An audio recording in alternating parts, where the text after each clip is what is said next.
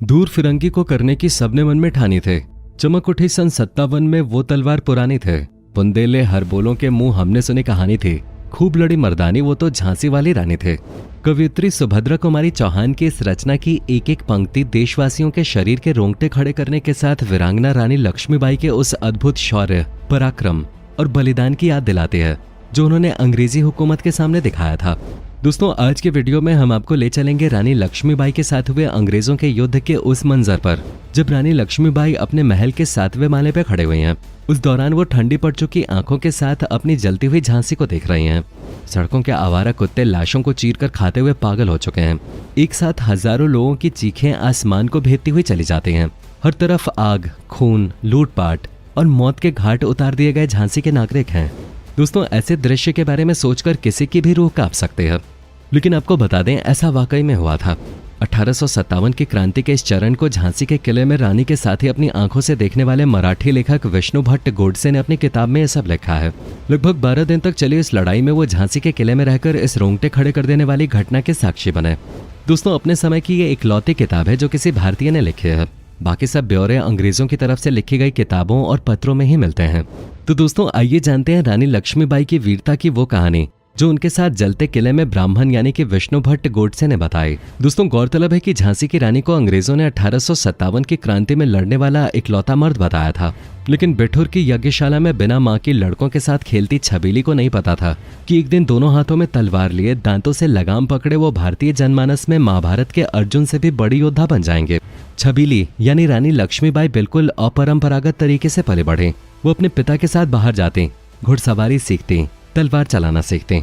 जब वो 13-14 साल की हो गईं, तब उनके पिता को एहसास हुआ कि छबीली की शादी करना कितना मुश्किल काम है, क्योंकि वो छबीली की कुंडली जहां भी भेजते वहां कुछ न कुछ दिक्कत जरूर मिलते। आखिर में गंगाधर राव से छबीली की कुंडली मिली और उनकी शादी कराई गई। पहले से ही एक विवाह कर चुके गंगाधर को इस बार बेटा चाहिए था। विष्णु भट्ट लिखते हैं कि गंगाधर राव ने छबीली को नया नाम और पहचान तो दी, लेकिन उसे कड़ी निगरानी में रखा। उसे ताले में कैद कर दिया गया। इससे बचपन में पिता के साथ बाहर घूमने वाली लक्ष्मीबाई पर बुरा असर पड़ा और उनका व्यवहार अजीब हो गया।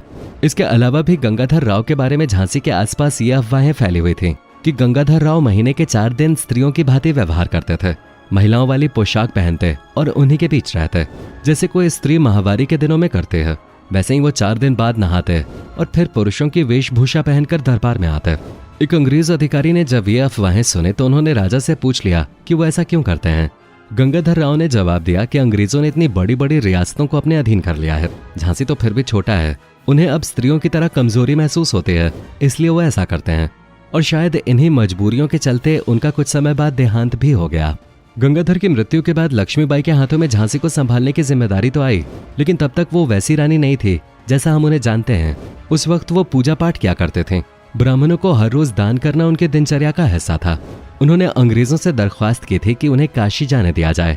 काशी जाकर वो सिर मुंडवाकर एक विधवा की तरह एक सामान्य जीवन व्यतीत करेंगे, लेकिन अंग्रेजों ने ऐसा नहीं करने दिया। किले में रहकर ही लक्ष्मीबाई अब सफेद सिल्क की साड़ी पहनने लगे और अपने केश खुले रखने लगे और सुबह विधवाओं की तरह माथे पर राख पोतने लगे। समय बीता और धीरे धीरे अंग्रेजों और रानी के बीच टकराव बढ़ता ही गया। पहले दत्तक पुत्र यानी गोद लिए हुए पुत्र को लेकर, फिर पेंशन को लेकर और आखिर में काशी न जाने देने को लेकर अंग्रेजों के साथ उनकी काफी तकरार हुई। इसके बाद झांसी में अंग्रेजों द्वारा गौ हत्या को लेकर रानी का पारा 7वें आसमान पे चढ़ गया।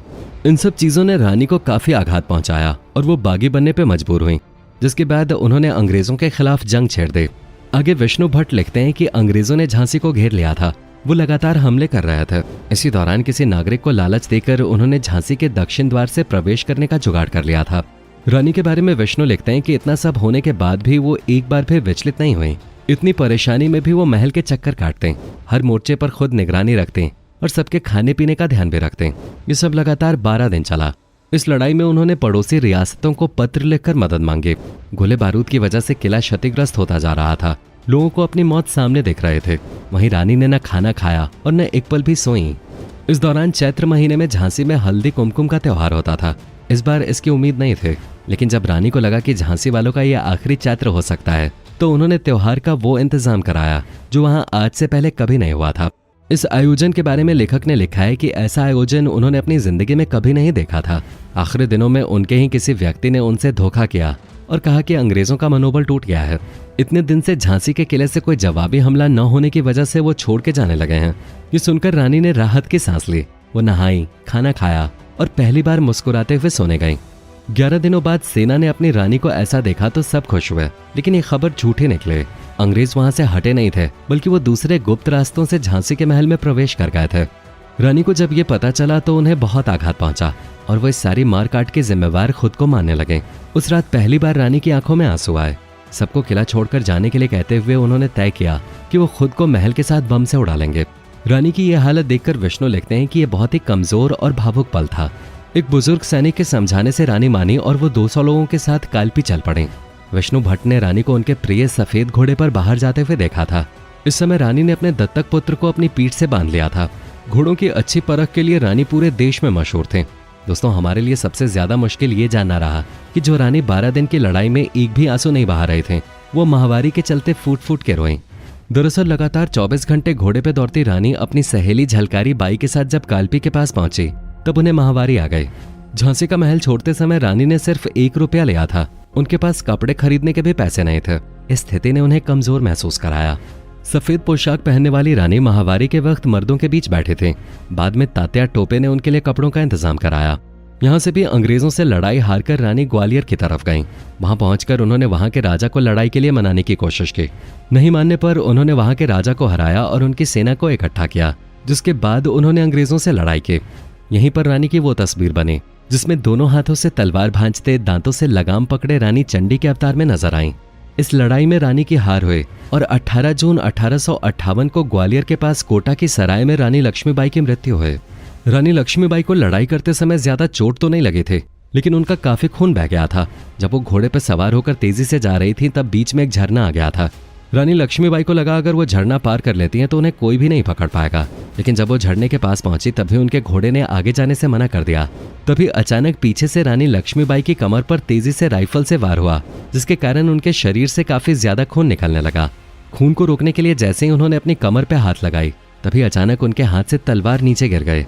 फिर वापस अचानक से एक अंग्रेजी सैनिक ने उनके सिर पे तेजी से वार किया, जिसके कारण उनके सर पे गहरी चोट आई, जिसकी वजह से वो घोड़े पर से नीचे गिर गईं। कुछ समय बाद एक सैनिक रानी लक्ष्मीबाई को पास वाले मंदिर में लेकर गया। तब भी उनकी थोड़ी थोड़ी सांसें चालू थे, जिसका फायदा उठाकर उन्होंने अंग्रेजी सैनिकों को मौत के घाट उतार दिया। जिसके बाद उन्होंने मंदिर के पुजारी से कहा, मैं अपने पुत्र दामोदर को आपके पास देखने के लिए छोड़ रही हूँ। ये बोलने के बाद उनकी सांसें बंद हो गईं, जिसके बाद उनका पूरा क्रियाक्रम किया गया। दोस्तों, विष्णु भट्ट ने आंखों देखी इस लड़ाई का जो जिक्र किया है वो पढ़कर हर भारतीय के शरीर में रोमांच भर जाता है। लक्ष्मीबाई सिर्फ तलवार भांजने वाली योद्धा नहीं थी, जनता के प्रति उनके मन में असीम स्नेह था। उन्होंने जीवन का पहला और आखिरी युद्ध अंग्रेजों के साथ ही लड़ा था। किसी को भी ये उम्मीद नहीं थी कि रानी ऐसा जबरदस्त युद्ध लड़ेंगे। हालांकि विष्णु भट्ट ने लिखा है कि रानी रोज खूब कसरत करते थे। उनके घोड़े कुदाने के अभ्यास को देखने के लिए लोगों की भीड़ लग जाते थे। दोस्तों, रानी अपनी जनता के लिए वाकई बहुत श्रद्धा रखते थे। उन्होंने कम उम्र में ही साबित कर दिया कि वो न सिर्फ बेहतरीन सेनापति हैं बल्कि कुशल प्रशासक भी हैं। वो महिलाओं को अधिकार संपन्न बनाने की भी पक्षधर थे। उन्होंने अपनी सेना में महिलाओं की भर्ती भी की थी। आज कुछ लोग जो खुद को महिला सशक्तिकरण का लीडर बताते हैं वो भी स्त्रियों को सेना आदि में भेजने के खिलाफ हैं, पर इन सब के लिए रानी लक्ष्मीबाई काफी सटीक उदाहरण है। तो दोस्तों, उम्मीद करते हैं आपको हमारा वीडियो पसंद आया होगा। अगर हाँ तो वीडियो को लाइक करके अपने दोस्तों के साथ शेयर करना ना भूलें और इस तरह की और वीडियोस देखने के लिए इस चैनल को सब्सक्राइब करके बेल नोटिफिकेशन को भी जरूर ऑन कर लें। धन्यवाद।